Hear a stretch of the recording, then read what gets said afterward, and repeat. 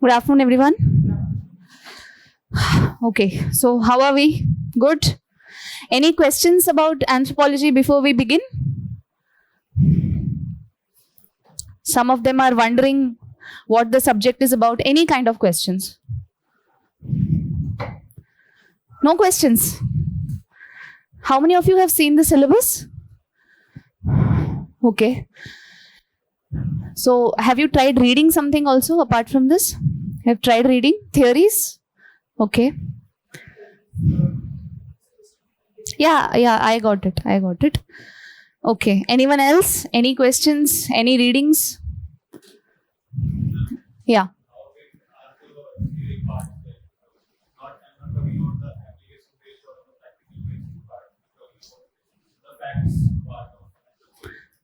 Fact parts of anthropology. So, biological anthropology and archaeological anthropology are fact based, concept based also, but archaeology is more or less fact based, which requires a lot of memory based retention. Also, in sociocultural anthropology, when we talk about certain scholars, there are approximately 10 schools of thought. So, you will be talking about, let's say, 40 scholars. So, it takes time to remember them and their perspectives as well. But it is very normal when you begin any new discipline, there's going to be this transition where you're going to get acquainted with the discipline and its vocabulary, and it takes time, right? So it's a new subject. It will take a bit of time. It will have some load of cramming. Okay. We have archaeology and biology, which has diagrams and maps, which actually makes the discipline more scoring for the competitive exam that we are trying to score in. So that's actually a positive part as well. So yes, there will be things to remember, and that comes by multiple revisions. For the first time, when we'll be discussing a topic in the class, you will get acquainted to certain terms, certain concepts. So that is like the understanding phase. After that, you go home and read the handout. So there you are connecting with the discipline, building certain contexts about the topics. And then you look at the questions. That from this topic, what kind of questions have already been asked? Can I answer them? If I cannot answer them, what else can I do? What improvements can I do? So that is how the exercise begins. And approximately by 3 revisions, you will be very comfortable with the discipline. But yes, it has loads of learning. Some are concepts, but mostly, I think that's true for most of UPSC for GS papers also. So that goes with anthropology as well. Okay, so there are facts and theories. Anything else? No questions? Yeah.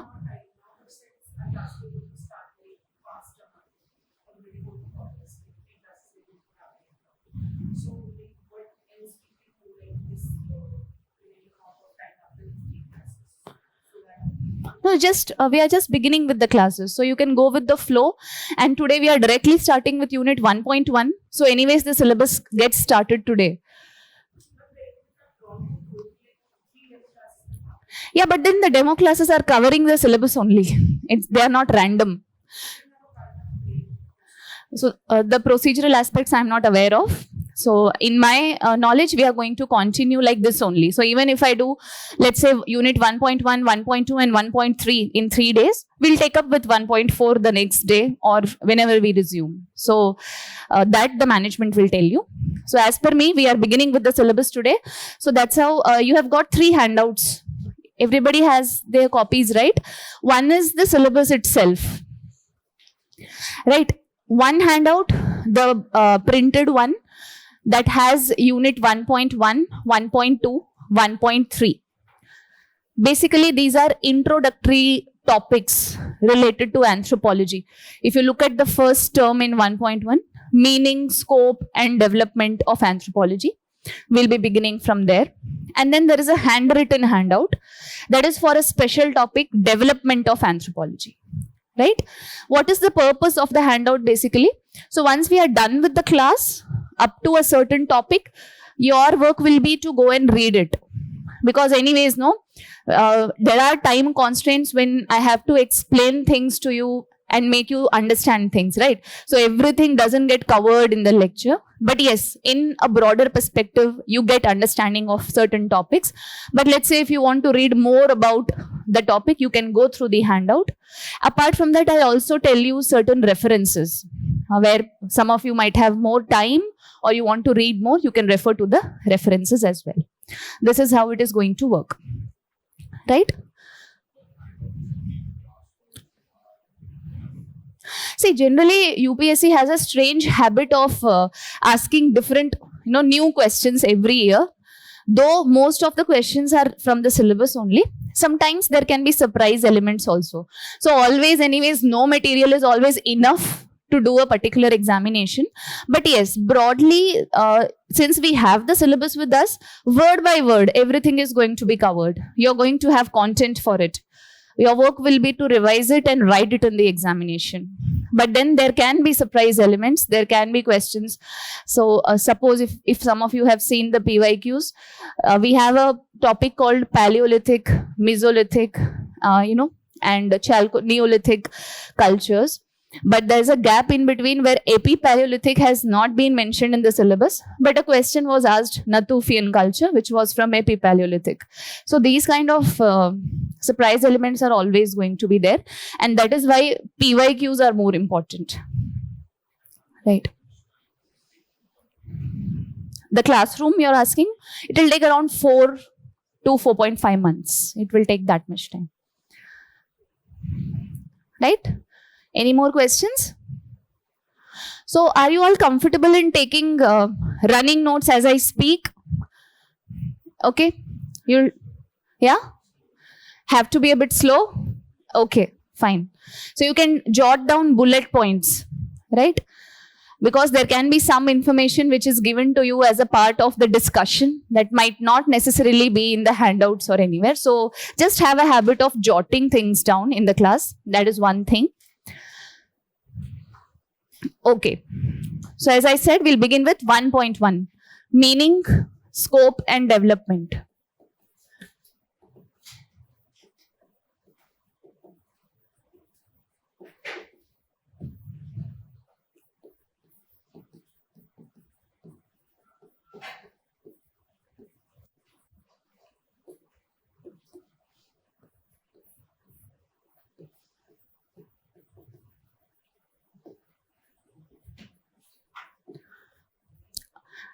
An approach where we try to break down a particular word to make its meaning, no? It's called as etymological approach.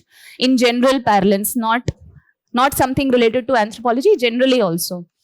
Suppose in your prelims paper, you're not able to make sense of a particular word. What you can do is you can refer to the Hindi translation sometimes to get a perspective of what they are trying to ask.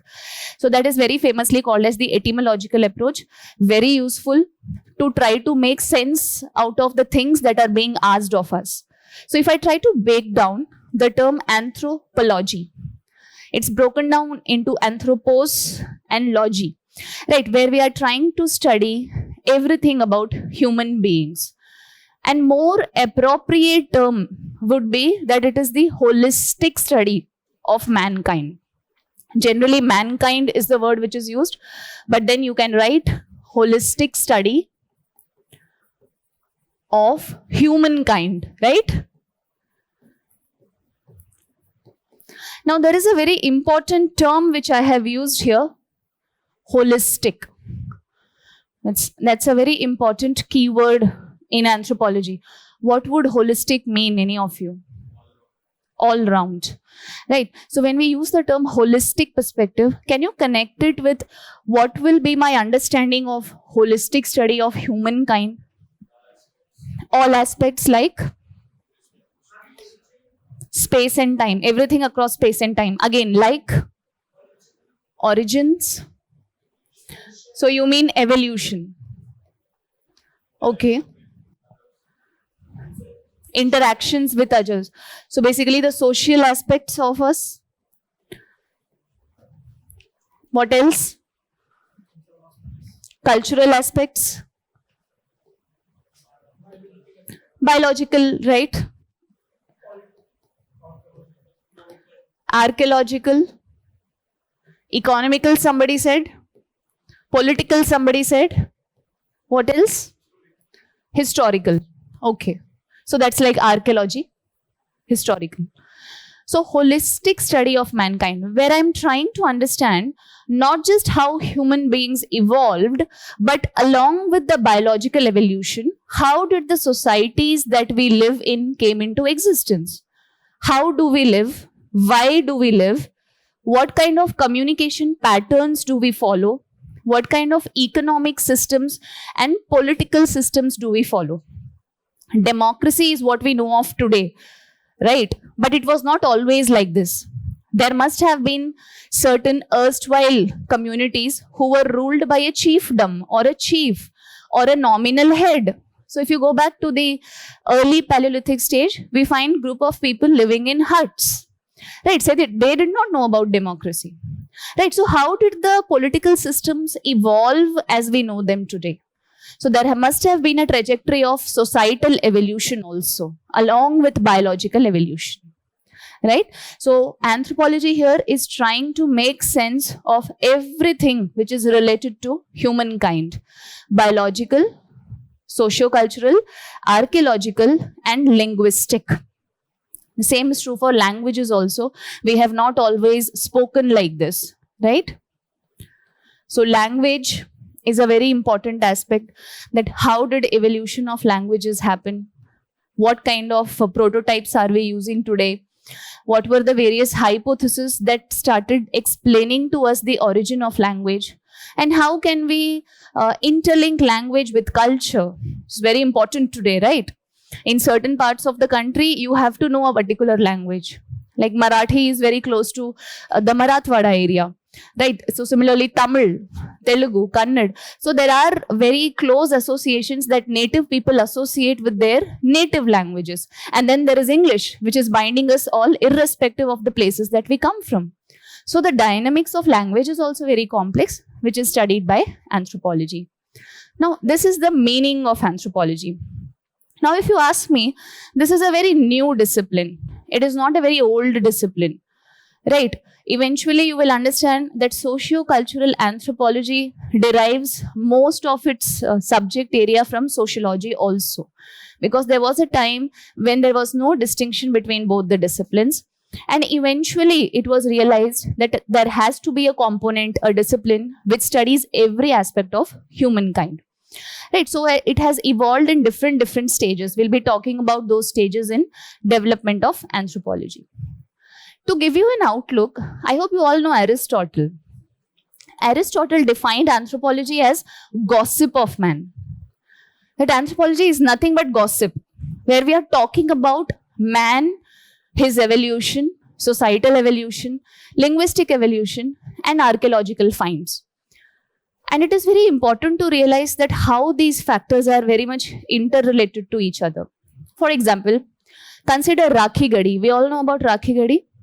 Suppose there I have found a particular evidence in the form of a skeleton. And based on the analysis of the skeleton that we have done, we conclude that all the skeleton there, female skeletons, were related to each other, whereas the male ones were not. This is an archaeological find, based on fossil analysis.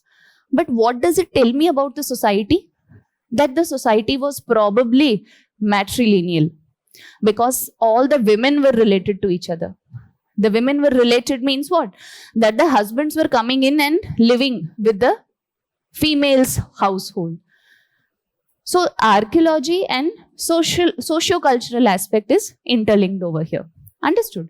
So anthropology is holistic in this way, that I should not see any kind of evidence as a standalone evidence, but we have to interconnect the dots and try to ascertain, let's say, socio-cultural aspects from the biological finds. Have you understood basic meaning of anthropology? Now, if you go to your handout, page number 1, the printed one, there are multiple definitions of anthropology, right? So as per Kreber, anthropology is the science of groups of men, their behavior and production. So this is an anthropologist. Kreber. We'll study Kreber in diffusionist school of thought eventually. I'm just not asking you to memorize these definitions today.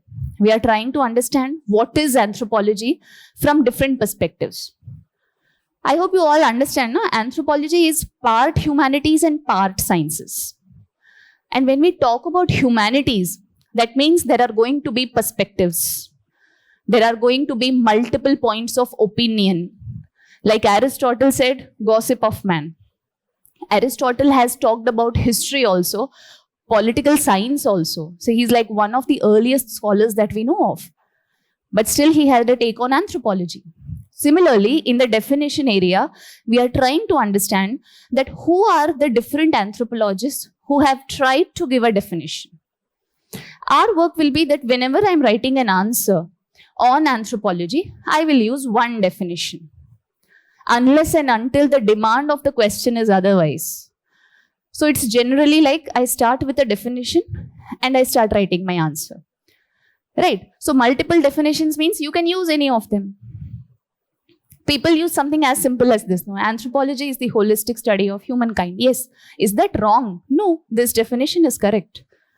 Right? But then there are multiple perspectives, multiple scholars that we have to know. Right? So Kreber is saying anthropology is the science of groups of men, because men live in groups, their behavior and production. What is behavior? That how do you interact in a social group? If there are 10 people living in a hut, you are engaged in, let's say, primitive hunter-gatherer enterprise, how do you all coordinate and plan your hunting activities?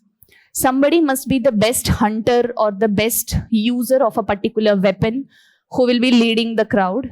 And then eventually there will be people responsible to take care of the houses also. So that is behavior, day-to-day interaction, planning. Right? And production. What is production? The economic part.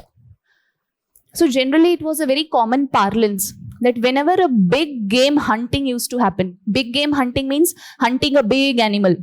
Because in early Paleolithic, there were all big animals. So smaller ones were very few. Eventually, after the melting of the glaciers, right, in the Mesolithic period, we see prominence of smaller and swift-moving fishes, fowls, smaller organisms. So when a big game hunting was done, the food was divided amongst multiple huts, multiple people. So there was a particular kind of a symbiotic economic production-based relationship where people would help each other in times of need. So this is as simple as the early man's perspective, that how did they used to live. Right. So for Kreber, anthropology is this. Immanuel Kant defines anthropology as the study of old remains of people and physical features, races, languages, customs, and practices. So what are old remains of people? There is a term which we use in archaeology and history called artifact. Artifact. Have you heard of this term? Or some more relatable term would be material remains. So if you are suppose doing gardening, or you come across some kind of a fragment, what is it? It's a material remain of some ancient life form. Right, so Immanuel Kant is saying it is helping us in analyzing the old remains and study the physical features, races, languages, customs, and practices of primitive people. Third one, Jacob and Stern. Anthropology is the scientific study of physical, social, cultural development and behavior of humans since the appearance on the planet Earth. This is very important because generally, if you look at anthropological paradigm, we focus on primitive communities, primitive, simple societies. How did they used to live and how eventually they changed and how appearances of modern day political and economic institutions happened. Right. So when Jacob Stearns are saying that we are going to trace everything with respect to humans since their appearance on Earth, that means we are going to try and understand how these practices have evolved and changed over a period of time. Then one by Eric Wolf. Anthropology is less a subject matter than a bond between subject matters. It is part history, part literature, part natural science, part social science, and strives to study men both from within and without. It represents both a manner of looking at man and a vision of man, the most scientific of the humanities and the most humanist of the sciences. This in itself has been a PYQ. A question was asked, anthropology is the most scientific amongst humanities and most humanistic amongst the sciences. Elaborate. So how will I elaborate that it is the most humanistic amongst the sciences? Like I was telling, it's part science and part social science, part humanities. So it is most humanistic amongst the sciences. Which sciences do you know of? If I say biology, chemistry, right, physics, out of these you will see that yes, it is more humanistic. Anthropology is more humanistic. Whereas it is most scientific amongst the humanities sciences. If I take psychology, economics, sociology, out of these, anthropology will be the most scientific. Right? So these kind of questions, quote-based questions can also be asked. What is our work here? See, it is not necessary to memorize the quote verbatim, but to understand the idea being conveyed behind the quote. I can say that Eric Wolf has highlighted this beautiful aspect of anthropology, that how it is an interdisciplinary subject. It is interdisciplinary, no? It is cutting across different types of disciplines. So you can rephrase it in your own terms also, or you can eventually, when you spend 3-4 months with anthro, you will start using this term. It is part history, part sociology, part medical sciences. You can use this in your answers, right? So when we have been looking at these definitions, have you got an idea that what anthropology will be trying to do? Yes. So firstly, it is trying to tell us who are we as a species. Who are we? That is going to be understood by origin of humans, evolution, and the physical characteristics that we harbor. That how are modern Homo sapiens different than Neanderthals, or different than Denisova, different than Homo erectus.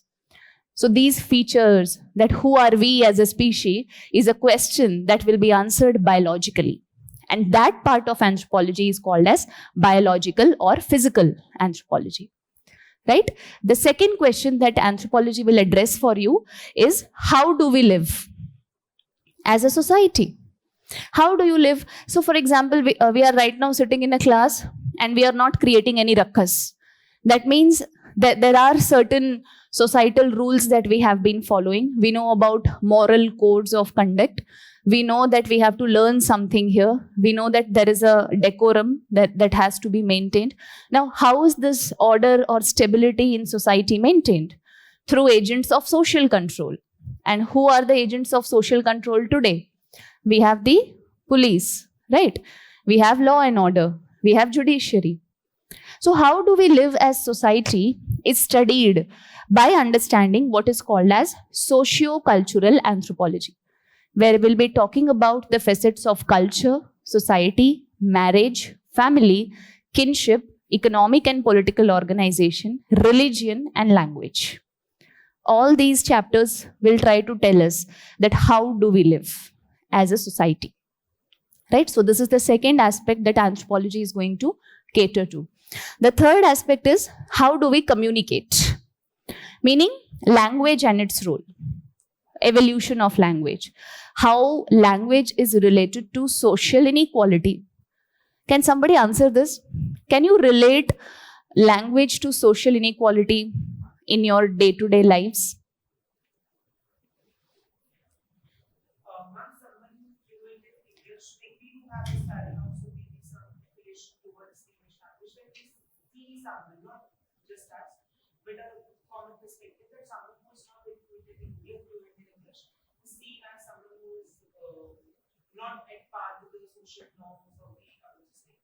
Okay.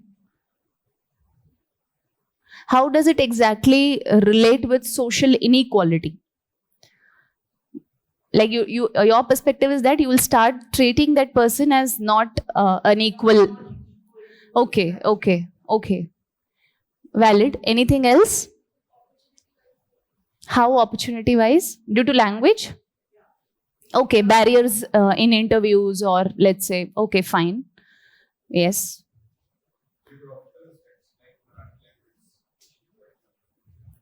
Okay, how is it related to social inequality?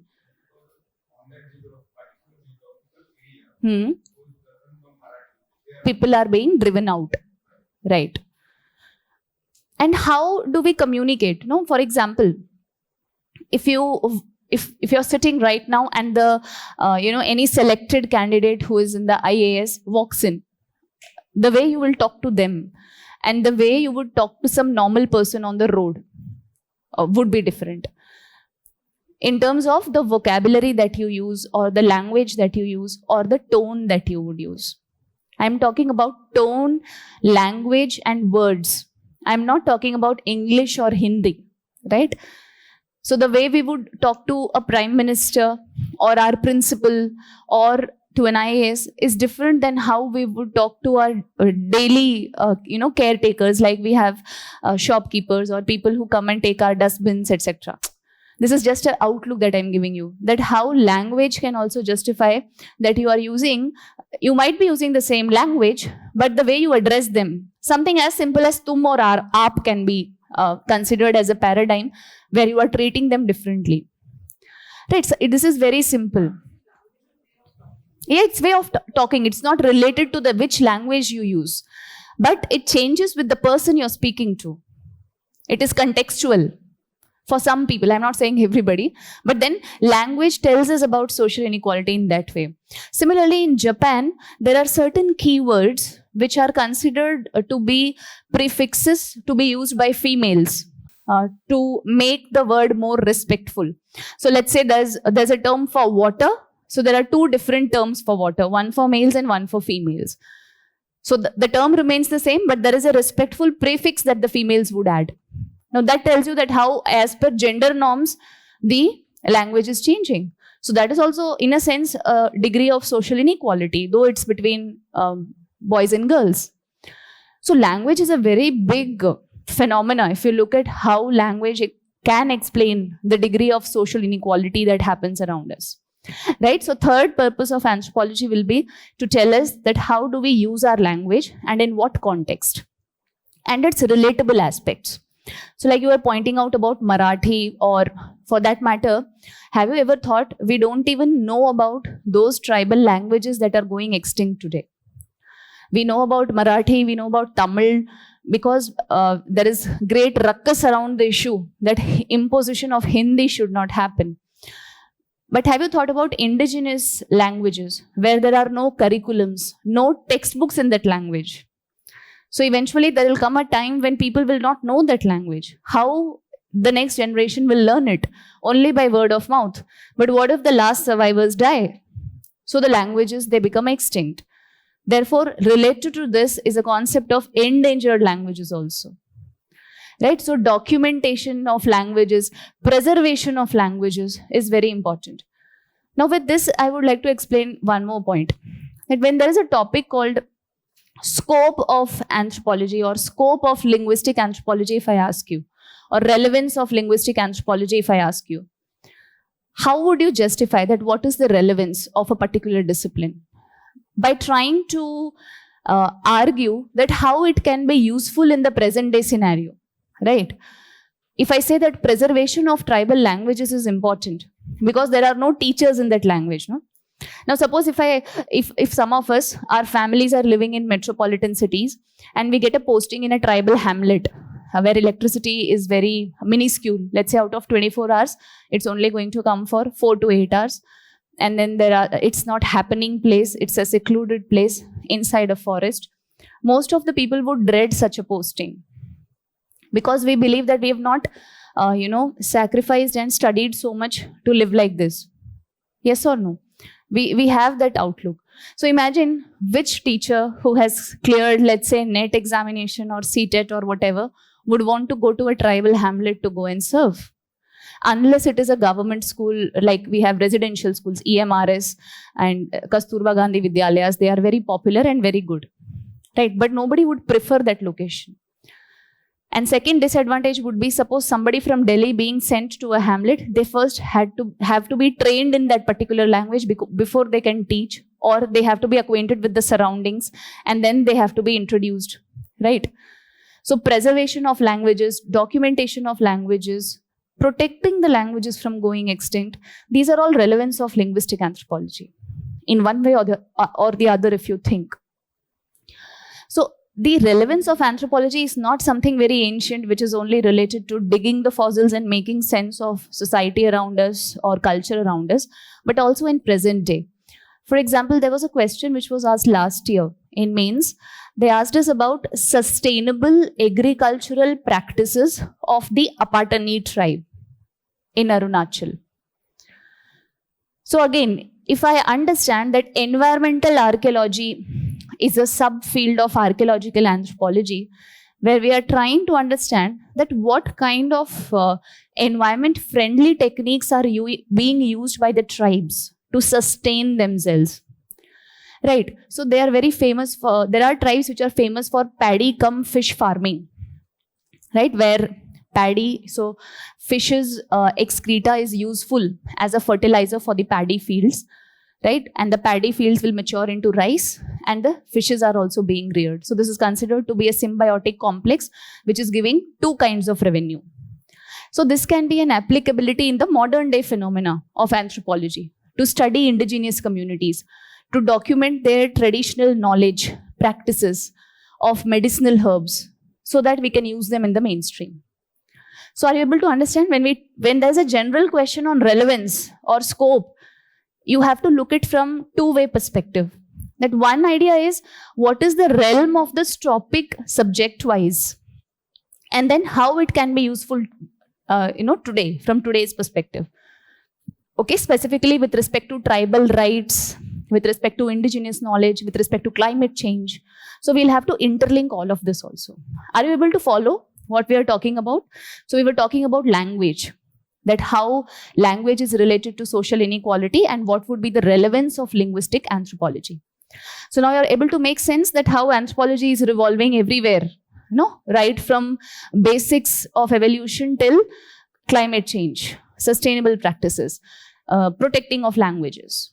So these are the questions anthropology is going to answer for us, right? And the next question will be, how do we change with time? Anthropology is answering for us, how do we change with time as societies? So you will study the political systems, economic systems of ancient societies, primitive societies, and how they have evolved into what we know today, right? So we'll be talking about chieftain-based political systems. And these are the places where we'll have to mention the case study with the name of the scholar. Okay, so here comes the fact-based point that you were asking.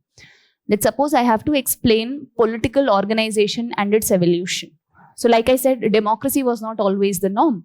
We begin with groups of people who used to be called as a band, and there used to be a band leader. And eventually the groups became big, settlements became far more dense, people moved to agriculture.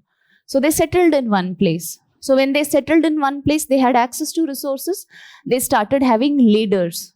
Then eventually privatization of land and whatnot. So power started, resorting based on caste, based on whether you are a dominant caste or not. Multiple factors came in. So we'll be talking about how we as people have changed from day one of the early Paleolithic till today as we know it. And that is why most of the cases that you are going to study here will be based on primitive tribes. Because to study how ancient people lived, we have to go and live with them. We have to understand their perspectives.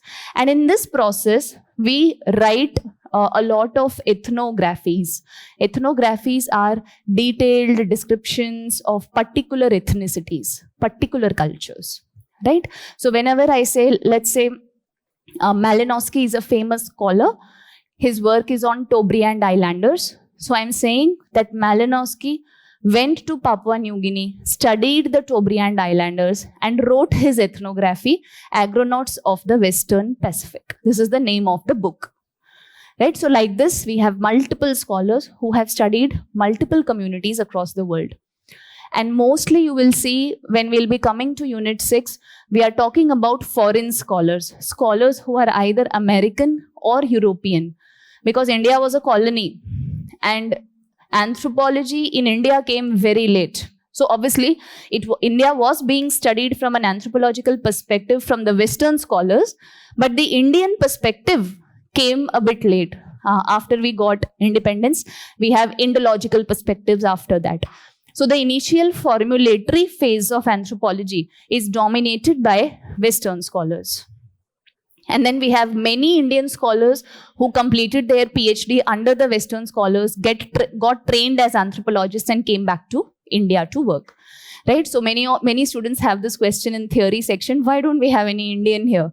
Okay, because we were a colony and anthropology emerged in the West.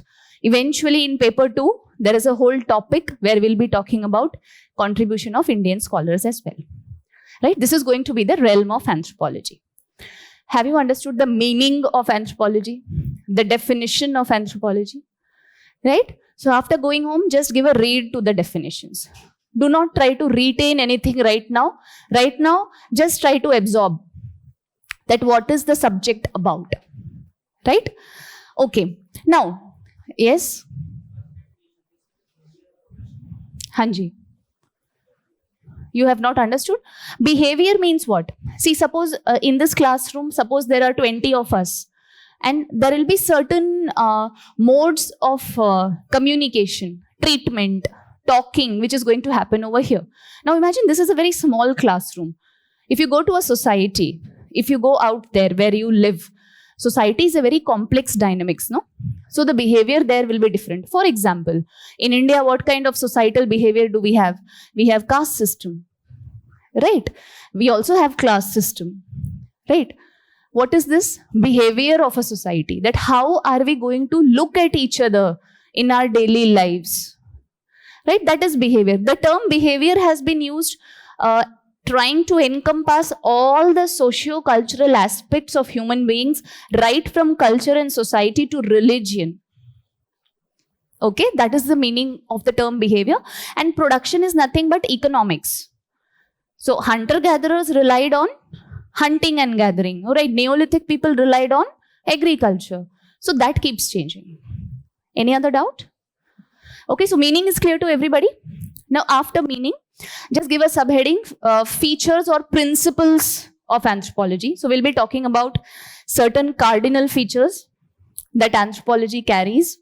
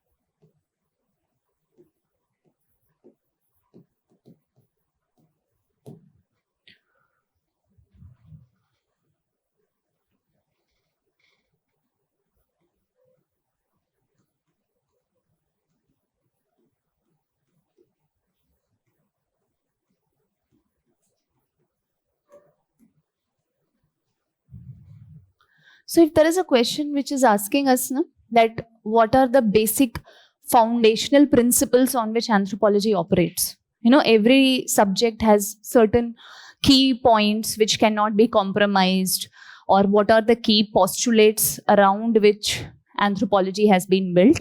So as a 10 marker, you can build an answer around the subheadings which I've given you. These are the prominent features or principles of anthropology. The first feature we have already talked about, that it practices holism. What would be the opposite of the term holistic or holism? Specific. What else? Uni aspect. Can I use the term atomistic? Atomism. Okay. So if you see in any book, if you see there is a comparison between holism and atomism, so understand automatically. Holism is what we have been talking about.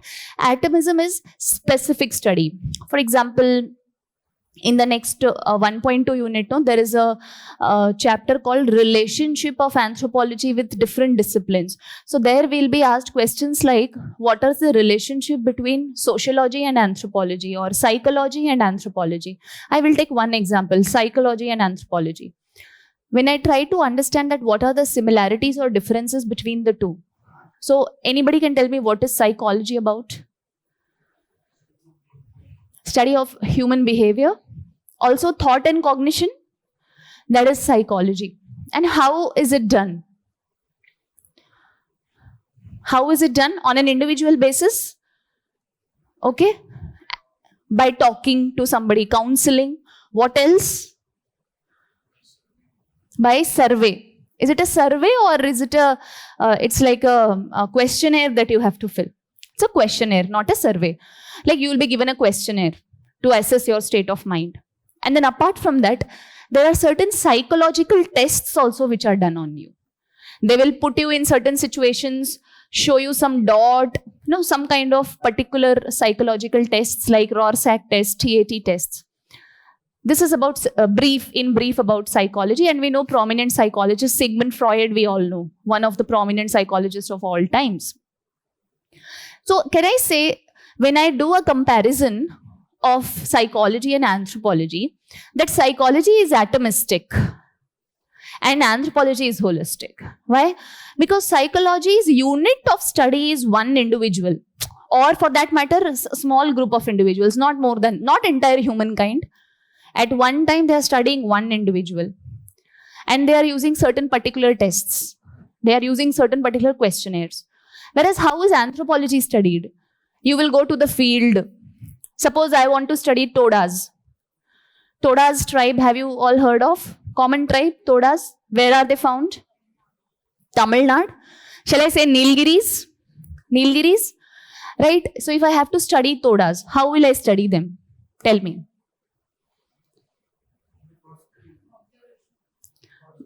By participation. That means by going and living with them for a while. You said observation. Similar? Okay, what else? How else can I study them? How to know about their culture? Reading about them. Okay, now I have two perspectives. There are two perspectives of doing a research. One is by reading about them. That by sitting here, I take out all the literature available on Todas across the world and I read it. I get to know about the Todas. This method in anthropology is called as armchair anthropological method. Armchair. Because I'm sitting in a library on an armchair and I am decoding all the documental information available about the Todas. The second method that these two pointed out, observation and participation. See, observation is, suppose you all are Todas community and I'm observing you from outside. Still, I'm an outsider who is trying to understand or make sense of what is going on. This is the initial level of fieldwork that anthropology came most close to. But even in this, there is going to be a barrier. Because if I don't know the language, I will not understand what these guys are talking. Secondly, if I don't know the context of these people, I will not understand the significance of the ritual going on in front of me in place. Then comes participant observation, also called as immersive fieldwork tradition or participant observation method, which was very famously used by Malinowski. How? So when he was studying Tobriand Islanders, he spent time to learn their language. And he stayed there for approximately 2 to 3 years in gaps. So what happened? You became a part of their community. You talk like them. So firstly, people stop treating you like an outsider. Slowly you can build that rapport where they allow you to be a onlooker in their daily practices. Secondly, you will start understanding where they are coming from. So if there is a magico religious puja that is happening, Tobriand and Islanders, no, they are island people. So it's very common for them to go on voyages from one island to another. So ritually, they worship their boats because obviously to avoid death. So some boats are big, some are small, and some dangers are big, some dangers are small. Some distances to be traversed are big and some are small. Based on the extent of danger that they are going to take, they carry out a kind of a magico-religious activity or a spell. So you become so much immersive in that particular participant observation method when you know the language that you start understanding the context behind this ritual. I would record it if I was an outsider just observing. I would say they are doing magic. They believe in spells. But if I have learned their language, I have lived with them, and I am observing it as a member of their community, I will understand that, okay, they are embarking on a dangerous tour. So to make sure that everything falls in place, it is a kind of a belief practice. It can be different things for different people. We all sitting here can follow different forms of religion, right? It just boils down to belief system.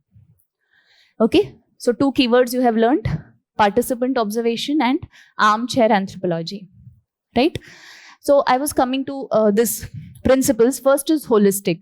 Holistic, now you understand. I gave you that example that from Rakhigadi we had a skeletal evidence which told us about the socio-cultural organization of that particular society being matrilineal. So from archaeology we reached socio-cultural anthropology. So we are trying to understand all-round dimension of humans. That is holistic study. You can use a definition here: holistic study of mankind. Fieldwork tradition is the hallmark of anthropology today. When anthropology began, as we'll be talking about theories in Unit 6, the initial theory, evolution, in the initial phases, classical evolutionism, was largely an armchair study, which was done. Since it was also one of the first theories in anthropology, that much work also had not been done, right? So anthropologists used to sit in the library, do their documentation, and collect information on a particular tribe or on a particular community, right? Then came fieldwork tradition, which was actually started much earlier, by later diffusionist stage itself, and culminated with Malinowski. So fieldwork tradition started in diffusionism or late classical evolutionism phase, but it culminated with Malinowski. Why? Because he popularized it to such an extent that he went beyond observation. He learned their language. He spent time. He put up a tent and started living with the people there. So immersive fieldwork was what he did, where he would understand the local people and their way of life very closely as per their perspective, or not as per our perspective, right? So from then on, fieldwork became the hallmark of anthropology, except in some cases. For example, during World War II, it was not possible. When nations are at war, why would you go to a different nation and, do your documenting work when there's war? So this happened in World War II. And USA wanted to study the behavior of the Japanese people, because they were taking prisoners of war from Japan, and they wanted to understand that how sturdy these people are. When will they give up? Or how should we treat them when they are held captive? So they hired anthropologists to tell the government about the Japanese culture and behavior so that they could treat them accordingly. And at that time, it was not possible for the anthropologists to go to Japan, because both the countries were perpetually at war. And if you'd go into an enemy territory, you would be conquered, right? So they used what is called as fieldwork at a distance method. What is fieldwork at a distance method? They used, they used to interview people who have been held captive by the US government. They used to talk to them. They downloaded, or they had access to all the movies, literature, history books of Japanese people, and they tried to make sense of how Japanese people are as persons. Now, in special scenarios, these techniques can be used. Fieldwork at a distance method. And this we'll be talking about in a school of thought, which is called as culture and personality school. Because what was the aim with which the government hired anthropologists? To try to understand the culture and personality of the Japanese people. These set of studies were called as national character studies in anthropology. Right. So based on those studies, the anthropologists gave recommendations to the government that, see, Japanese people, they are very disciplined, full of grit and determination. They are very hard working people. So these kind of conclusions they drew and they gave to the government. And based on the anthropological insights, war were also fought. So now you can see the realm or the scope can be so different that you can hire consultant anthropologists to study particular country and their behavioral patterns as well. Right? So that method was called as fieldwork at a distance. 3 methods now you know. Okay, first one was armchair anthropology. Okay, you can write in bracket, armchair anthropology was practiced by early evolutionists. Early evolutionists. So evolutionism is a school of thought. When we'll come to evolution, you will understand.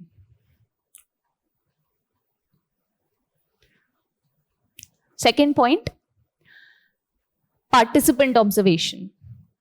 Participant observation is a methodology where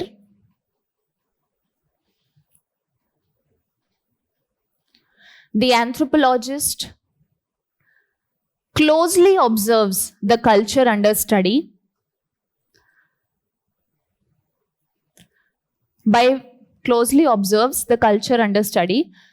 by being a part of that culture.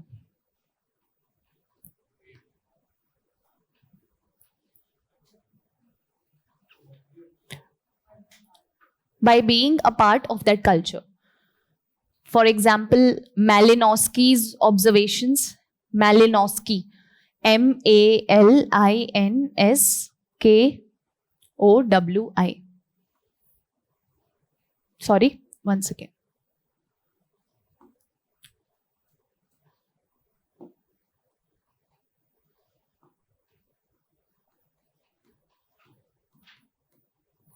His full name is Bronislaw Malinowski, who studied the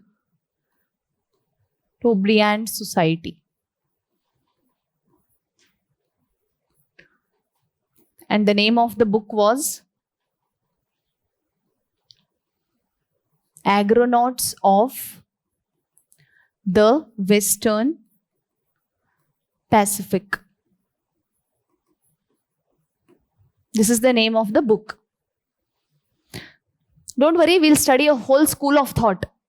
Okay, we'll be talking about functionalism theory. We will talk about Malinowski in very much detail. So participant observation was done by Malinowski in his study on Tobriand Islanders, where he even learnt the native language. Okay. This is also called as immersive fieldwork. Immersive fieldwork.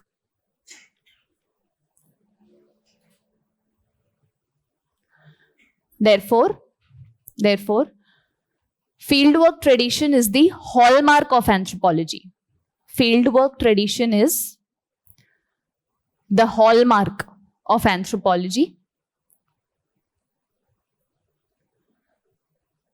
It began during the late evolutionary phase, continuing into diffusionary phase, diffusion. So these are all schools of thought, okay? Beginning with late evolutionary, continuing into diffusionism and historical particularism. Historical particularism. In the bracket of historical particularism, write a scholar named Franz Boas. I have written it on the board. Franz Boas. So what have you written? It continued from later evolutionism, then diffusionism and historical particularism given by Franz Boas, but was popularized by Malinowski.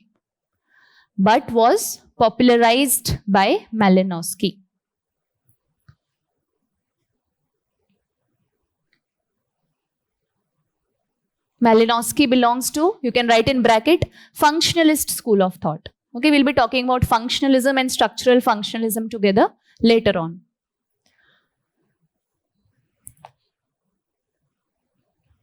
You can put a star and write, it's a trivia fact which will be useful later on. Put a star and write, Franz Boas divided anthropology into 4 subfields. 4 subfields.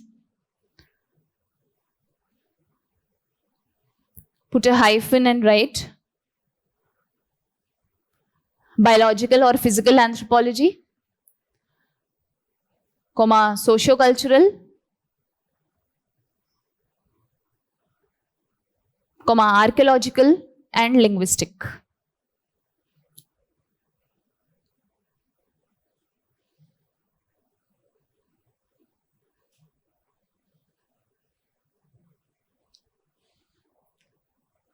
Right, you've understood this part? There can be a short note question in the paper. It has appeared many times.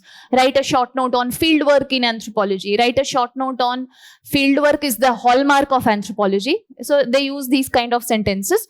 Since we are just beginning, I have not given you a scholar overload, because after Malinowski, everybody is fieldwork. So you can write n number of people. Eventually, when we'll be done with unit 6, you can build a whole 15 marker on this. Okay, so right now I am not giving so much scholarly details just to prevent overload. So for now, just remember Malinowski actually popularized fieldwork, but it began earlier, and Franz Boas supported fieldwork very hegemonically. Right, and therefore, what is the take here? Fieldwork tradition is very important postulate or principle or feature of anthropology. The third one which I have written is comparative approach. Comparative approach. What is comparison? East versus West, etc. Now, if I'm studying tribal communities in the United States, in Europe, in Africa, in Asia, and if I try to compare what kind of societal aspects do they have, what kind of economic systems, political systems do they have, what are we doing? We are comparing. That is comparative approach. But more important than that, I want to introduce 2 more terms to you: ethnocentrism and cultural relativism. I have written 2 terms below this. If you break down ethnocentrism, can you tell me what would this mean? What is ethno? Belonging to a particular ethnicity, right? Can I say a particular culture? People belonging to a particular ethnicity or a culture. Centrism, focus. Ethnocentrism was an early ideology in anthropology. There were a set of scholars who believed that my culture is the best. Generally, who are these people? The scholars from the West. Initial. Specifically, when we'll be talking about classical evolutionism. Classical evolution is very famous for giving a evolutionary trajectory of stages in which human beings have evolved. So they used 3 terms for 3 stages: savagery, barbarism, civilization. Okay, first stage which they used was savagery, then barbarism, and then civilization. Now, when they use the term that tribes are called as savages or barbaric tribes, Chinese people were called barbaric. So when the Western people wanted to explain what does being a civilization mean, they said that like us, Europe is civilized, USA is civilized, Africa is not, India is not. So the whole scheme of classical evolutionism began from this agenda where they divided the whole world into stages of evolution, from savagery to barbarism to civilization. Now look at the terms they have used, no? Savage, barbaric. These are people who don't know anything, don't have any knowledge, basic people. And civilizations are the Western societies. So this came with the perspective in mind that those societies, European societies, American societies, are much more superior than the Oriental ones. This ideology is called ethnocentrism, that I am supreme, my culture is supreme, I am the best, and you guys have to strive to come to the level of my culture. You will reach one day. They said this, you will reach one day, keep trying. That is the meaning of ethnocentricity. And it's not just an anthropological term. Suppose you're traveling in China or any other Southeast Asian country and you just see that they are selling prawns and living snakes, and they are floating in a pond and they are selling it. We might just judge them that, see, what are they eating? It is a kind of seafood for them, or they eat snakes, or they eat crocodiles. It's normal. Okay, but somebody who is visiting from here will feel a culture shock.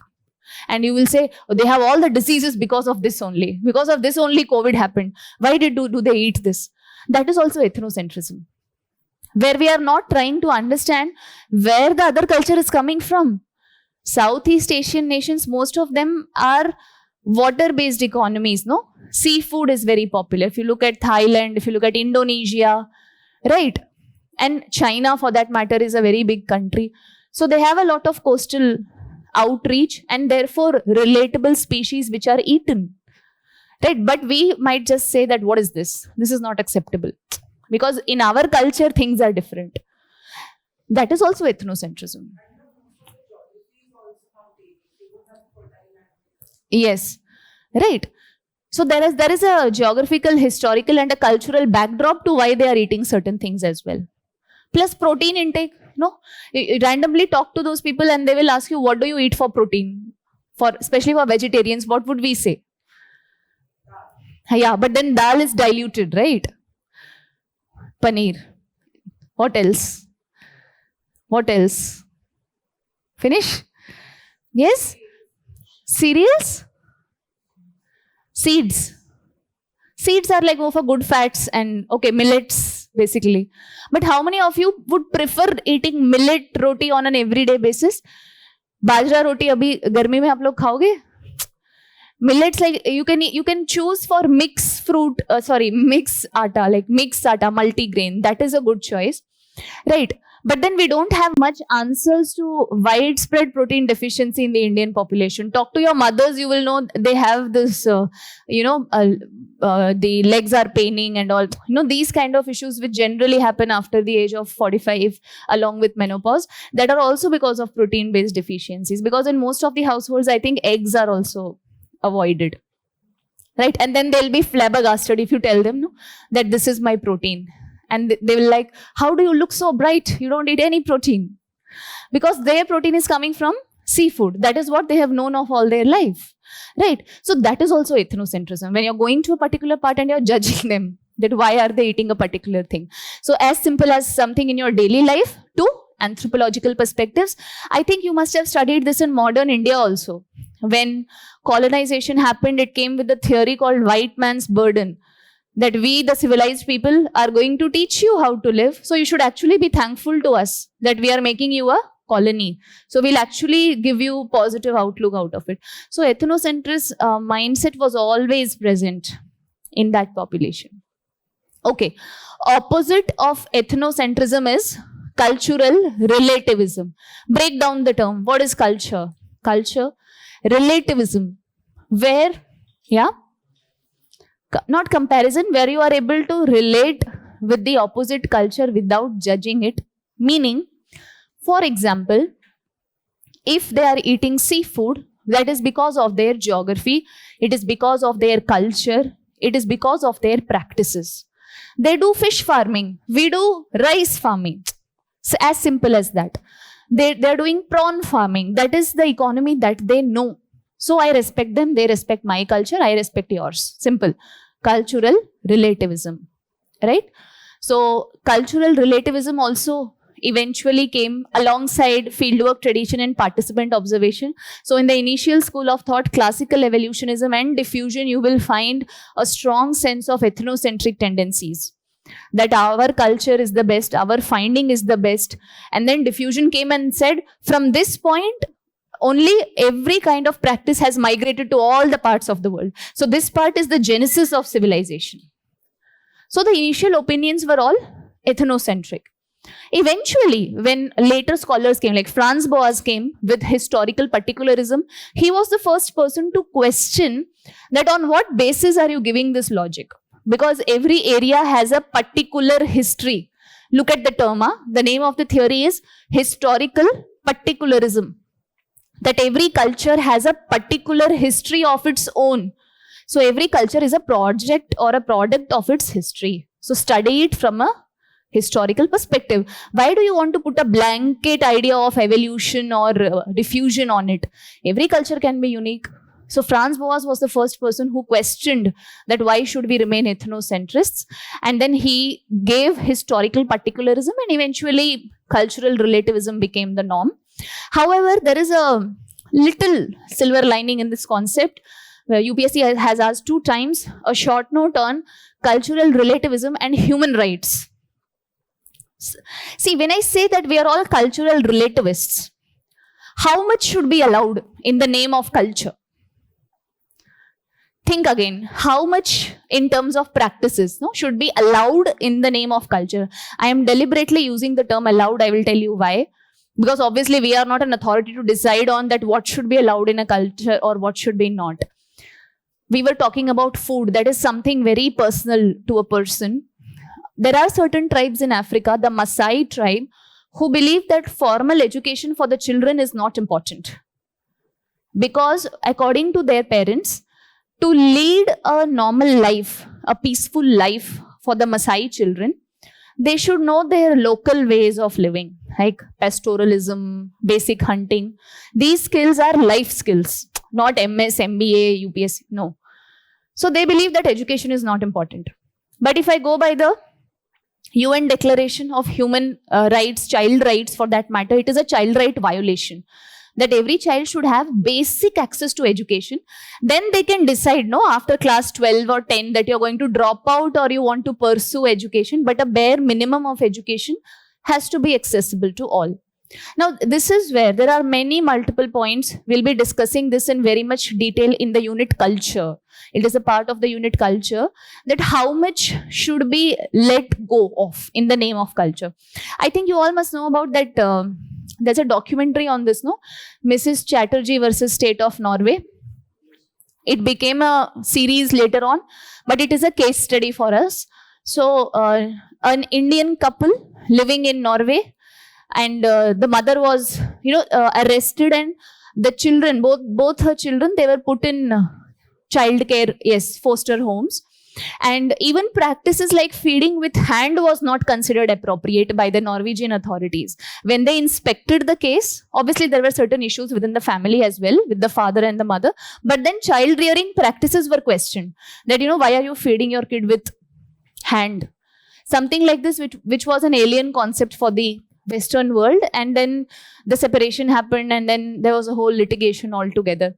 That is also a case study of cultural relativism. That how, based on this paradigm that a mother is feeding her child, whether it's with a spoon or a hand, this trivia could be a valid case point in the court of law. Are you able to understand? So there has to be a boundary when it comes to what could be tolerated in the name of culture. Think about this. Okay, read about this. So at the outset, ethnocentrism is a bad concept, obviously. I cannot say India is the best and the rest of the cultures are zero. No, everybody has their own history, their own geography, their own culture. So every culture is great, right? But in every great culture, there can be certain characteristic features which might not be in tandem with the Universal Declaration of Human Rights.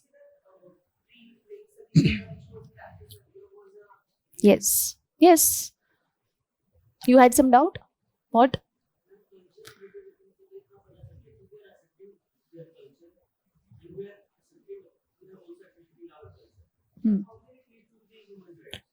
How can it lead to violation of human rights? Just like how I told you, if any tribe doesn't want to send their children to school, is it not a violation of their right to education? Socho. Suppose you are posted in a district और आपका काम ही है you have to increase the enrollment ratio in the tribal district. What will you do? Door-to-door campaign. And that guy is saying, I will not send to school. Give me some valid argument why I should send my kid to school. They will say, in my culture, it is not allowed. I believe that this much knowledge is enough. What would you say? You have your own targets. You have to increase the GER this year. What would you say? So obviously, education is a basic right. Education, I can give you more examples, but then the topic will become about cultural relativism. That's a whole separate topic. Female genital mutilation in Africa is a very common practice. In Muslims also, for males, it's a common practice. But it is violation of human rights. Okay, see, by virtue of being human, certain things should be your own only. You go to school, you go till class 5, class 10, then whether you become a doctor or not, or you want to come back and do your pastoralism. But one basic level of education in the present day world you have received. You can teach your children ABCD, or you know how to sign a document. If a tourist comes to your place, you know how to talk to them. Masai Mara is an excellent example otherwise for tourism. You must have seen videos, no? The Masai tribe dancing to Bollywood songs and all. So that way they have become very culturally acceptable because tourism has become a business now over there. Jungle safaris and everything. But as a cultural norm, they believe still that formal education is not needed. Right? So that is how, yeah.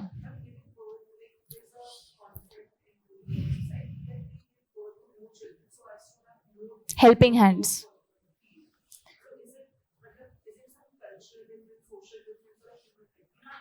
No, it's actually, reproduction is generally a personal choice. Unless there is some national policy like one child or two child, we generally wouldn't comment on that, because the lower strata, firstly, the survival rate used to be very less. Children dying out of malnutrition or dying out of something as basic as chicken pox or fever because they don't have access to quality health care. So they give birth to more children so that the survival rate of the children is also high. For some section of the world, no, we are not in that section. See, we are in a different level of society, and if you look at the on the roads and all, and if you look how the families are begging and all, so obviously there are whole conglomerates out there also. But then if you look at the basic standard of living, where amenities like access to health, sanitation and basic food is not there, so sending to school is not an option for them, because they would want the child to help in terms of money only. So one reason is survival rates. Because the survival rates in such children is going to be less, they will have more number of children. And second, obviously, is to have more hands to contribute in terms of money to the household.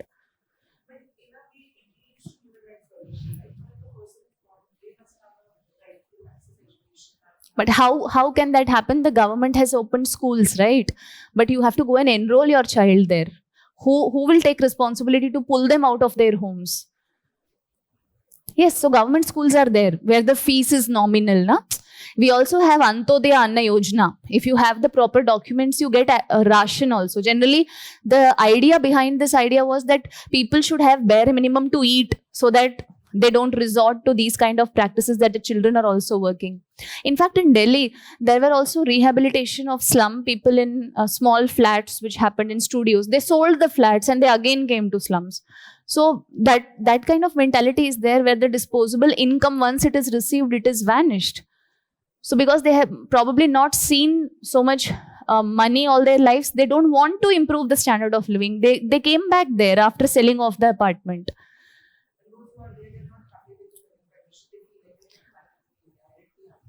Yes, there are multiple slums in Delhi. If you ever happen to watch some videos, there are multiple channels who are covering it. You just look at the video. Access to electricity, water, There are huge lines in terms of buckets and tubs that a water tank will come and they'll fetch water and take it home. No, it's miserable in terms of living conditions. Right? So cultural relativism is, again, like fieldwork tradition, one of the most important aspects of anthropology. Okay? So two terms are clear, ethnocentrism and cultural relativism. So what is comparative approach in anthropology? That we can compare different cultures and try to understand, that why tribal societies in America are different in what ways than tribal societies in India. That is what comparison means. It doesn't mean that you can sit and judge that this is good and this is bad and this is ugly. Right? So therefore, we have progressed from being ethnocentrists towards cultural relativists. Just think about a human right angle also. We'll come back to this in unit 2.1. Okay, we'll be talking about culture and society. Okay. So principles are clear.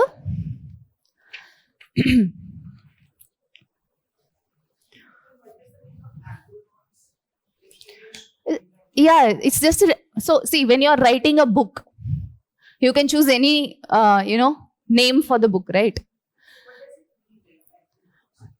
So see what he was doing at that particular time, when Malinowski stepped into this fieldwork tradition. No, it was like probably one of the first persons to go to the Southeast Asian part of the world to go and study it. And the Tobriand Islanders are actually a very big group of islands which are farly spaced. Okay. And they practice a ritual. I will tell you the significance why he has used this term. There's a ritual which they practice, kula. Kula, it's the name of a ritual, which is a kind of a economic ritual. But in the olden days, it was not economically beneficial also. For example, in kula, what you have to do is you have to, let's say, carry a jewelry piece. There are two ritual pieces. You have to carry one and transport it to the next location. That is your responsibility. That next location might be on a next island also. So to just fulfill the ritual obligation of kula, they would traverse huge distances without bothering about the economics or the dangers associated with it. Right, so they are acing the Pacific Ocean. No, it's not inter-family, it's inter-societal. Diwali pe aap gifts dete ho na neighbors ko. No, they don't give jewelries. We'll be talking about this in Malinowski specifically. I just gave you an idea.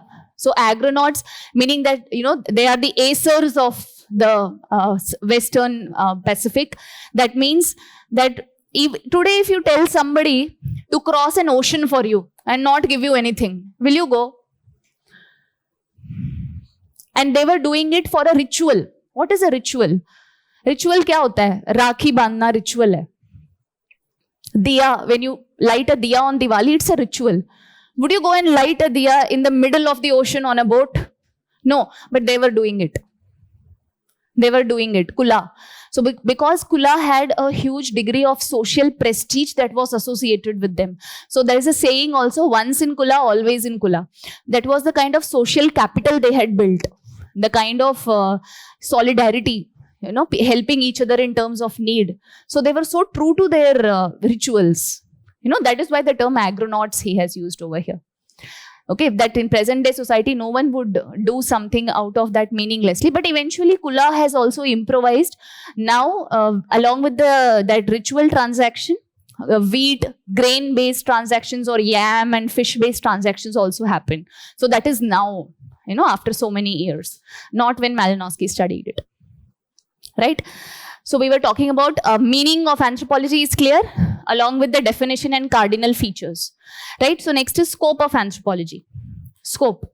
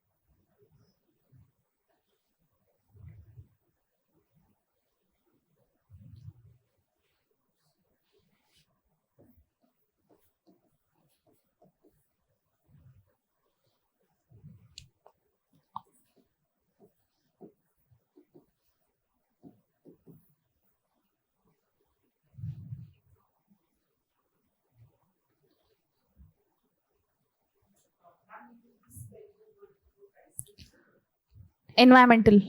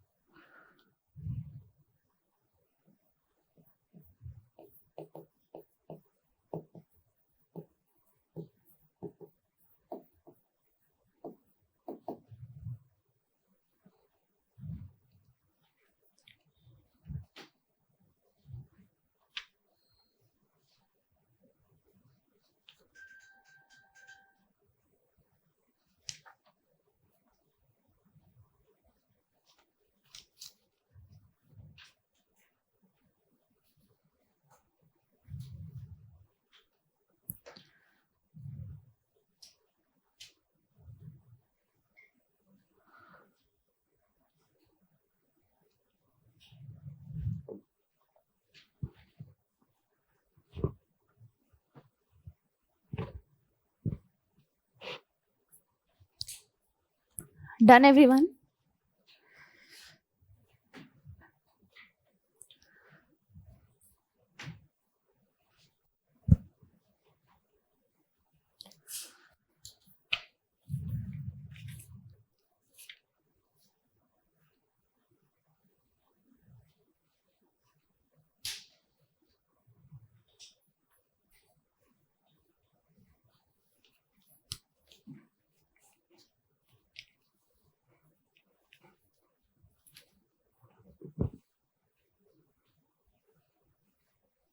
Okay, so you can see I've diversified in terms of scope.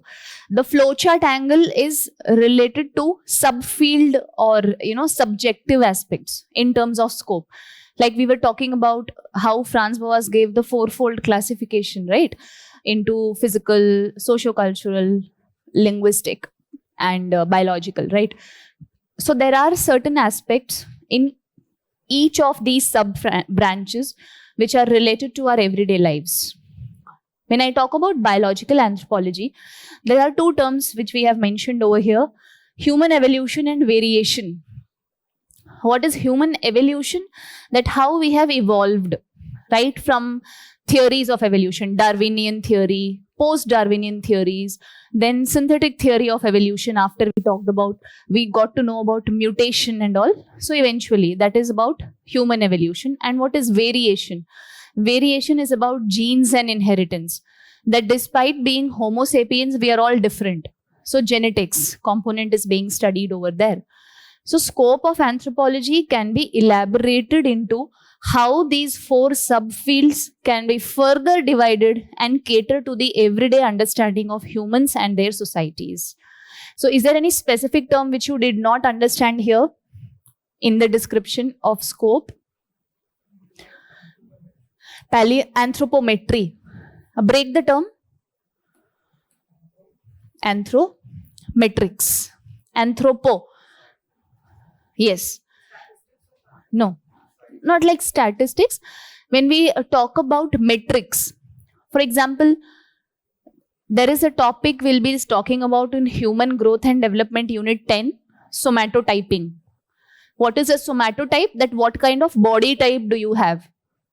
So based on observations done across different populations in terms of the body type, physique, fat percentage, BMI, and all, no, it's like less than BMI, it is more about the bodily measurements, right? So muscle mass, density. So there is division into different body types. The most popular one I can tell you, ectomorph, endomorph, mesomorph. Right. So what is the use of anthropometric measurements? That it can tell you firstly that which body type do you belong to, and secondly, what activities or sports can be suitable to the people belonging to these body types. So it's like an informed decision to be taken on, let's say you want to do gymnastics or weightlifting, or you want to go in athletes or swimming, etc. So it is about the metric parameters. And there are different types of instruments that come to measure, like anthropometer is one, which is used to measure height. And then we have sliding calipers to measure the fat density in your different body parts. And based on that, individuals across the world are divided into different categories. Right? So anthropometry is that. Second application of anthropometry, I can tell you, it can also be used in designing space suits, fire extinguisher body suits, and yes, and for that matter, cockpit designs also.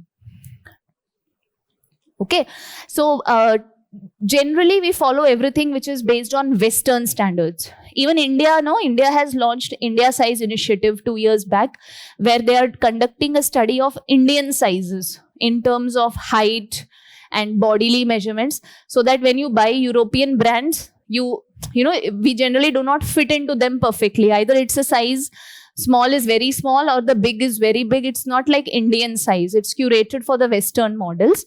So now, apart from Europe and US sizes, EU sizes, we are also going to have India size. So that is why, it should be population specific. So anthropometry has various applications. Okay. So for cockpit designs also, for space suits also, right? So it's related to that aspect. Okay.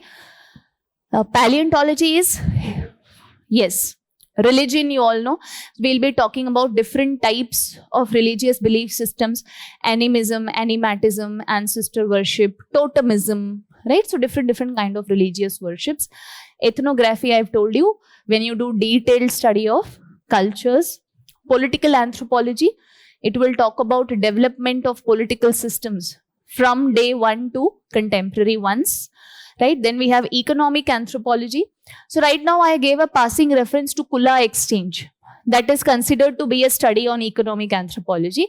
And eventually there are different kinds of economic exchange that existed in tribal societies. Different methods of redistribution, reciprocity, barter exchange, silent barter, etc. So all of that will be studied under economic. Right? Then we have ethno-linguistics.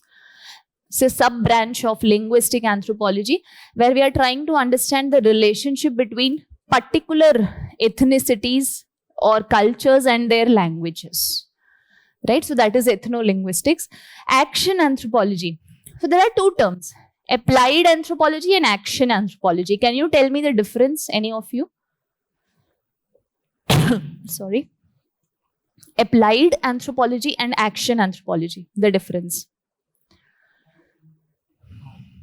Which one is practical part?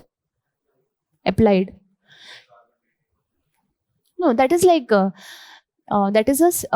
methods in archaeological anthropology. No, radiocarbon dating is used to ascertain the age of the fossil. Anthropometry, yes, ergonomics, forensics.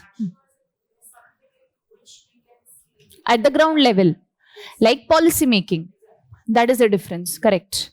Applied anthropology is how to use, we talk about anthropology being holistic and so many branches, how to use that knowledge into practical purpose. That is applied anthropology, like forensics, DNA fingerprinting and all. Like we have this anthropometry, we have somatotyping. These are all applications that how to use anthropological knowledge to make life better. Action anthropology is to bring changes real time, on ground. How? This happens generally in policy making.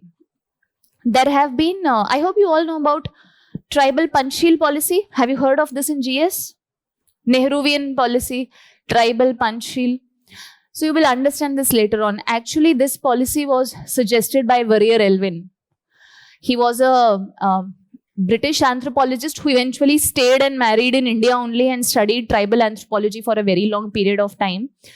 And after independence, Nehruji was in a conundrum how to deal with the tribes, whether to assimilate them into mainstream society or to isolate them and let them live in their own habitats, or we should practice an integrationist model.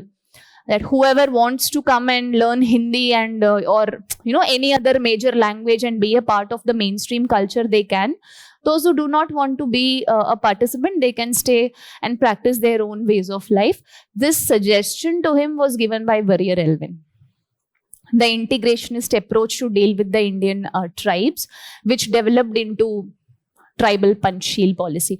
So there are going to be ample examples of how anthropologists contributed to policy making. That is at ground level. But still, this is not ground level, because this was like consultant telling a prime minister that how to deal with the particular tribe.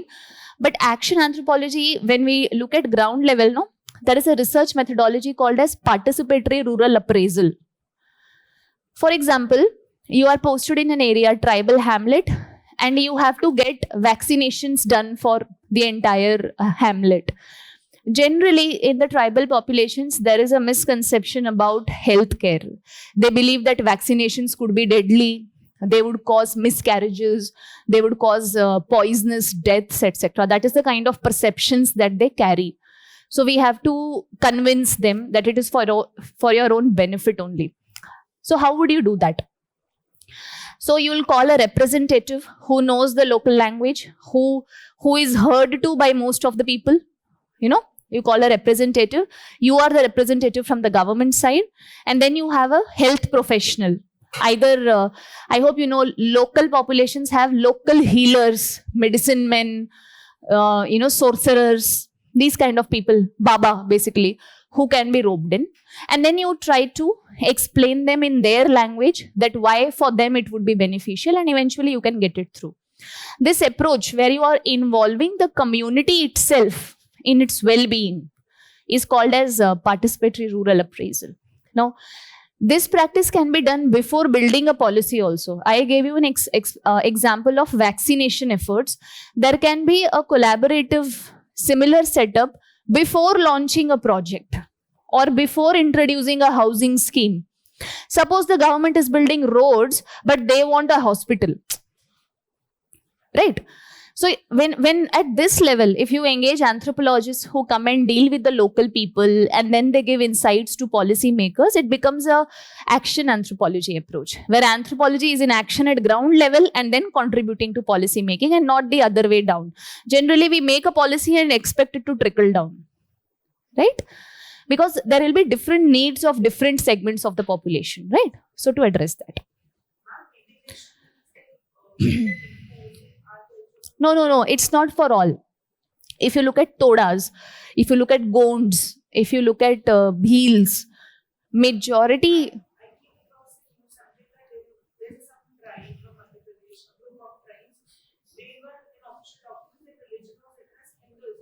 Yes.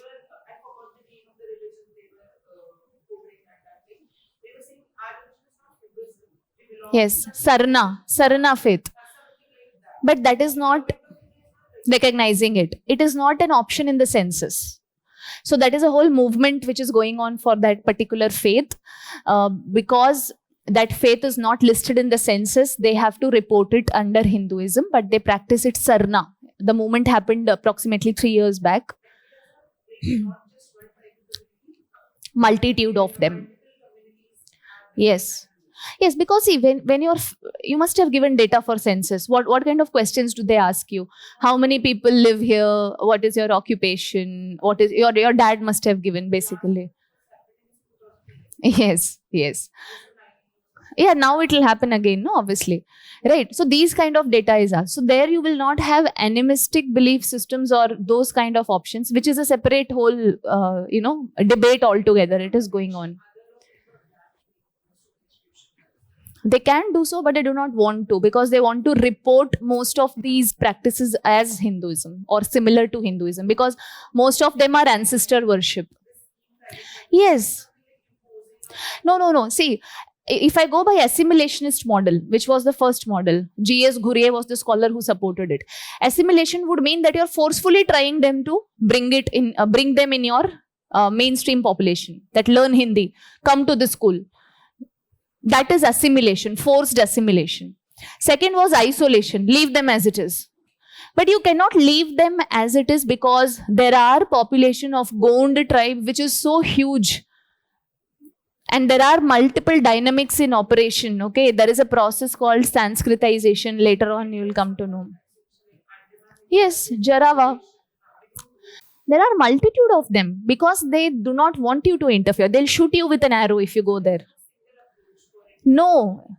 Integration means you are a nation. Those who want to learn the majority language and work can come and work. Those who want to live in the tribal habitat can do that as well. For example, Todas. During the day, they work in the nearby areas like Chennai and all as bus conductors and drivers also. But in their villages, they practice their traditional Toda customs. Because, see, try to understand this. Todas were a pastoralist communities who relied on buffalo complex, selling buttermilk and ghee. Their diet was also curd rice. So in present day scenario, can you survive only with pastoralism? So they have taken up alternate jobs. That is their choice. The Jarava and the Sentinelese are still living in the... No. There are multiple complex... it's a whole... what to say? There are multiple facets here. Apart from looking after the animals, providing them fodder, taking care of the dung, and getting an approval first. Right? So there are designated areas where you can have a cattle pen, not everywhere. Right? So yes, it's a rich. The definition of rich is by how many cattle you own and how many people are working for you also. Pastoralism of Todas is like hand to mouth. One family can rear how many buffaloes? 2, 3, 4 maximum. But the dairy farmers of present day are mechanized people. They are enterprise. We are not trying. Wherever the tribes feel that their way of life is not more sustainable, not any more sustainable, they are taking up alternate practices. Suppose you are living in such a village and half of the village is going out for making a living, and you are not able to make money or sustain your livelihood by selling milk. What will you do? You will do something else, no? So there is no prohibition on you wanting to work apart from the occupation that you are inherently practicing as a tribe person. And if you do not want to practice it, like we have Jarava, Sentinelese, they are living like old Paleolithic age only. So they are living like that. So integrationist model says that we are integrated as a country. As far as Gonds are concerned, they have all started speaking Hindi. They wear saris, they put tilak, everything. They look like proper Hindus, and they worship Hindu gods also. So it's different for different population. Okay, it's not a monolithic strategy, right? Another application, I think, should be epidemiological anthropology also. Epidemiological is study of epidemics, the incidence of epidemics and the aftermath, how to deal with the diseases, ascertain the death. That is more relevant with, you want the spelling? Epidemiology? I'll use this. Right? So what you can do is, these topics are mentioned in the handout. You can read much more in detail on that. And yeah? What is the meaning of? Huh? Folklore. Folklore are traditional stories, poems and songs. Dadi Nani ki kahaniyan basically. Jataka story, वो तो Buddhist है. That is a Buddhist folklore. So each community can have their own folklores. Community specific का वो. You can have your own folklore, I can have my own, and it can be totally paranoid also. It can be my grandfather killed a lion. It can be anything. It could be anything. Folklores are normal folk tales. They can be in the form of songs also, songs praising ancient kings and queens, and it could be something as mundane as a lullaby trying to make a child sleep. Folktale could be anything, right? Okay, on the left hand side I have written scope of anthropology in the contemporary world, so that you have an understanding that these are all subjective aspects, and anthro is so huge that it can have multiple diverse scope areas. But if you ask in the present day scenario, if there is a question, relevance of anthropology in the contemporary scenario, so you have to link with contemporary issues like climate change. So sustainable life is like one of the most hot points right now. If you look at climate change, I think today there has been a declaration also by the International Court of Justice in The Hague also, that countries have to take climate change very seriously. I think today only Down to Earth has reported this particular news. Okay, so climate change and the impact which it is going to bring on indigenous communities is very important. Most of the low-lying islands, they have already started submerging. Okay, Bangladesh is an, neighbor example which we have. So because of which a lot of population influx is going to happen in India as well. Right. So in the contemporary scenario, the first example, first subheading which I've written is globalization and cultural change. This tries to understand that how globalization is affecting different cultures. What is globalization though? What is globalization? Mixing. Okay.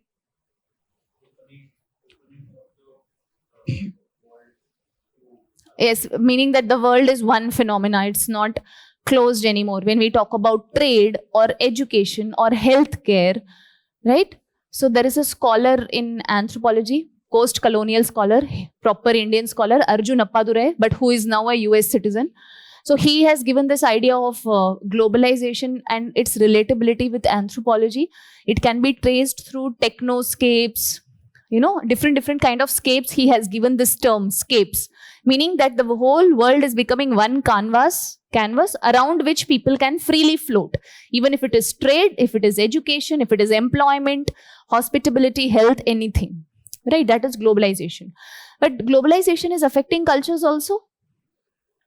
Yes, because you are monetizing, creating monetary benefit out of everybody. Ultimately, it is a child of capitalism only, right? So therefore, where do you look at the indigenous market systems here? Some popularized art forms like Varli art might be selling for a whopping money. Nowadays, we have portals or platforms which are promoting tribal art also. But not every artist has got that push, right? So globalization and its impact on local cultures. That is one angle which anthropology can study and will study extensively. That how the local cultures are getting eroded, loss of indigenous or traditional knowledge, loss of cultural identity for that matter.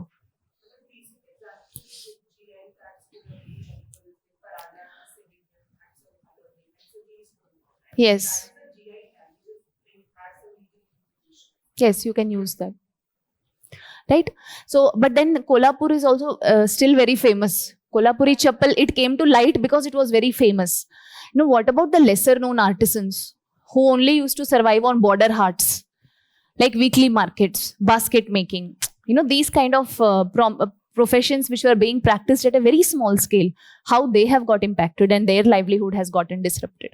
That angle is being explored in globalization and culture change. Yes, you can use that example as well.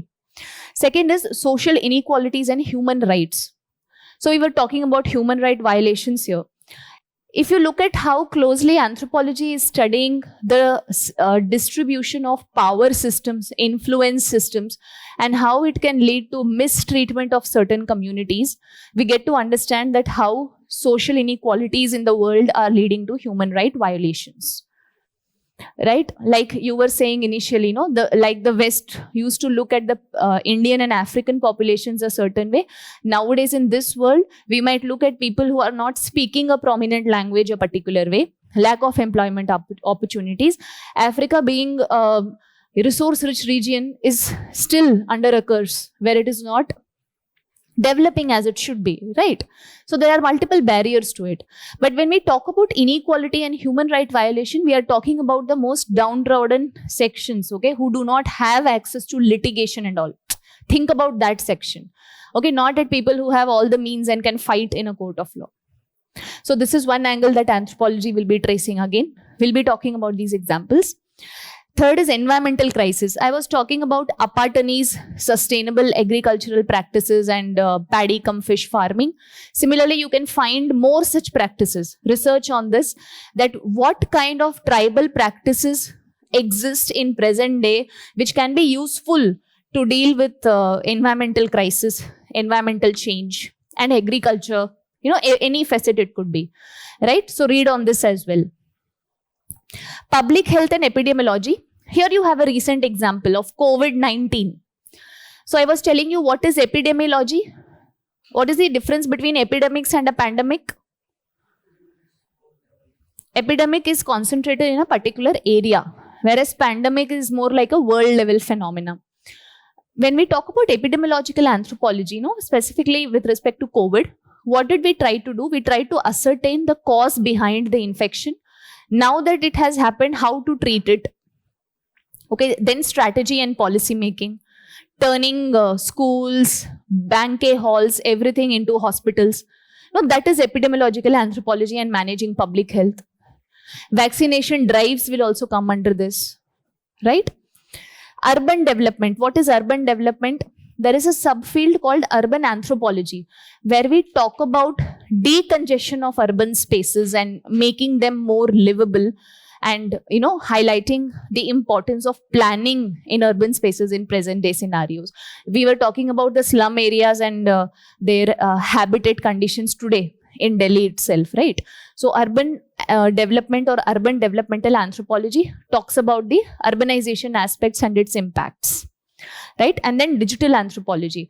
Digital anthropology is a new age phenomena where anthropologists are trying to study that how people behave in digital cultures, on YouTube, on Facebook, on Instagram, on communities. What is the relevance of digital media for us? For example, we all are a part of some family WhatsApp group where some good morning or happy birthdays happen, but everyday conversations might not happen, right? Even if you talk on the phone or not, but your mother or father, somebody will send good morning on that group, right? So what is that? In a world full of overburdenedness, we are still connected in a particular way. That is one angle of digital culture. But there are other angles also. In what way is it affecting the psychological basis of children? You must have seen reports on increasing screen time and young children not wanting to come out and play. They want to stay at home. They want separate rooms and everything because the digital space is taking up all their mind. We see children's suicides because of Instagram likes and all. So that is digital culture, how humans are behaving in the digital media, digital platforms, and what kind of ramification it is happening, occurring on human beings. We also have a related concept of digital ethnographies. So we'll be talking about a unit 8, research methods in anthropology. There the digital component can also be added, that where now we can rely on digital questionnaires, research, etc. And we can use AI, we can use different kind of softwares in anthropological research as well, along with field work. There is no substitute for field work though. Right? So these are the contemporary ones. Right? So your homework for today, you will read about the contemporary ones, find examples. Find examples on all the subheads. You have been given the subheads. I have given you the skeleton of the answer of scope and relevance of anthropology in contemporary world. Second thing, you will read the handout. If you do it from day one, it will become easy to come to terms with the terms of vocabulary of anthropology. So in 1.1, one topic is left, development of anthropology. So that I'll take up in the next session because we'll be talking about development step by step, that how anthropology grew into the subject it has been. Any doubts from today's class? Following? Everybody is following, right? So try to give it a read, and if you have any doubts, you can bring them tomorrow, right? So I'll ask you all examples for this. This one everybody has to do. Take a A4 size sheet of paper, give a heading, okay, scope of anthropology in the contemporary world, make the subheadings, and find any case study, example, news snippet related to this. You can use Down to Earth magazine, Yojana, Kurukshetra, Ministry of Tribal Affairs website, UNESCO, anything. Anything you can use to try to find 2-3 examples or 1 or 2 examples for each subhead, how anthropology has been working in this particular field. Yeah? Thank you, everyone. I'll see you again, same time tomorrow. Yes. Because I do not do dictation. Okay? That's why I told you take running notes and read properly, right?